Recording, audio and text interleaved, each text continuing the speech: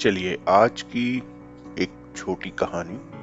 आज मैं आपको एक किस्सा सुनाता हूँ, कैसे नेहरू ने देश को अपनी वासना के चलते धोखा दिया और चीन के हाथों भारत की पराजय की कहानी स्वयं लिखी। हालांकि ये कहानी आज से कुछ वर्ष पूर्व स्वराज्य मैगजीन में प्रकाशित हो चुकी है, किंतु एक चूंकि वो पत्रिका अंग्रेजी में है और दूसरा आज से करीब एक दशक पहले प्रकाशित हुई है, तो सोचा कि इस किस्से को आपकी स्मृतियों में ताजा कर दूं। आइए जानते हैं आखिर क्या था नेहरू, जैकी कैनेडी और चीन के आक्रमण का कनेक्शन।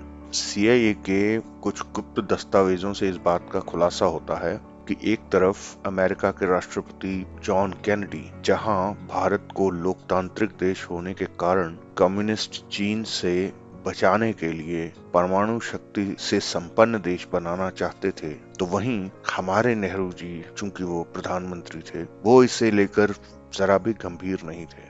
1961 में जब वो अमेरिका गए, उनके साथ उनकी बेटी इंदिरा, जो बाद में प्रधानमंत्री बनी देश की, और अपने एक भाई जिन्हें वहां वो भारत का राजदूत नियुक्त करने गए थे, श्री ब्रिज कुमार, उन्हें अपने साथ ले गए। दोस्तों, ये कहानी एक अंग्रेजी राइटर है ब्रूस रिडल, उनकी किताब में इस किस्से का वर्णन है।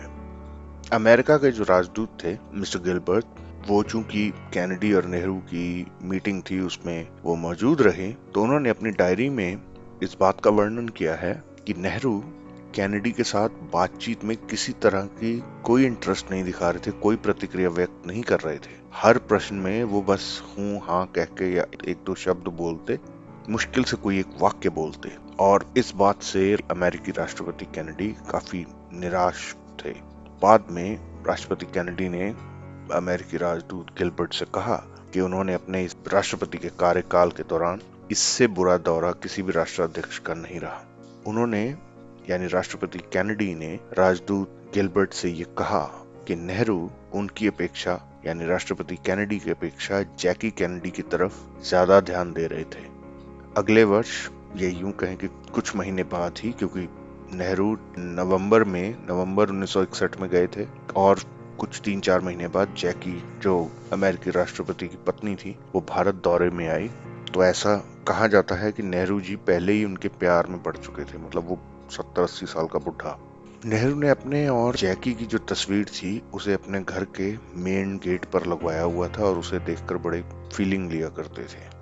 अमेरिकन एम्बेसी ने मिसेस कैनेडी के लिए एक जगह किराए पर ली थी, लेकिन नेहरू जी ने इस बात का दबाव डाला कि वो उनके गेस्ट हाउस में रुकें, और ये वही गेस्ट हाउस था जहां लॉर्ड माउंटबेटन की पत्नी एडविना माउंटबेटन रहा करती थी। जॉन एफ कैनेडी ने सिर्फ एक बार भारत का दौरा किया था, और उस दौरे में भी कैनेडी ने नोट किया था कि नेहरू उनके भाई रॉबर्ट की अपेक्षा या उनकी अपेक्षा उनकी जो पत्नी है उसके तरफ जरा ज्यादा ही ध्यान दे रहे थे। कहने का तात्पर्य ये है कि शीत युद्ध के दौरान जब पंडित नेहरू को पूरी विदेश नीति गुटनिरपेक्षता के आड़ में कम्युनिस्टों के फेवर में चला रहे थे, वहीं सोवियत संघ और चीन दोनों ही भारत से विश्वासघात करने में लगे हुए थे। जी हाँ, सोवियत संघ भी। मैं किसी और दिन इस बात का जिक्र करूंगा।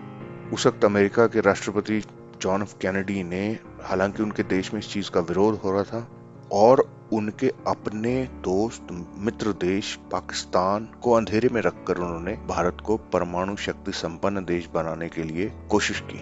लेकिन हमारे पंडित जी ने भारत की सुरक्षा को ताक पर रख दिया और अपने ठरक को पूरा करने के लिए राष्ट्रपति की बहन और उनकी पत्नी में जरा ज्यादा इंटरेस्ट दिखाते रहे। हालांकि अमेरिका चाहता था कि भारत एटॉमिक पावर बन जाए, परमाणु शक्ति संपन्न देश बने, लेकिन नेहरू जी ने इस ओर कोई ध्यान नहीं दिया। उन्होंने अपनी इस ठरकपन को देश की सुरक्षा से ऊपर जाना, और यही कारण है कि अमेरिकी राष्ट्रपति ने यहाँ तक कहा कि उनके पूरे कार्यकाल में नेहरू से हुई बैठक सबसे खराब बैठक थी। दोस्तों, इस बात को आपको ब्रूस ओ रेडल की किताब JFK's Forgotten Crisis, Tibet, the CIA and the sino India war में इस बात का जिक्र मिल जाएगा।